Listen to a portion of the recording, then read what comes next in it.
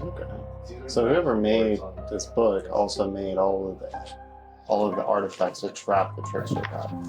So something or someone wanted to trap the trickster god. I bet it's probably the same person who made the snail. It was, well, we're pretty sure it was either Asarak or it's the Coven of the Hags. How do you think it's ants? Because this was something we had found out just around that big battle with the Hags during all their blood spawn, just after that, where we had taken in the Riveton and Kenne in their dead forms to clerics, and they said that the Hags and Asarak were working hand in hand in order to break apart Ubtao. The two were working hand in hand in regards to that for the purpose of the Soulmonger somehow.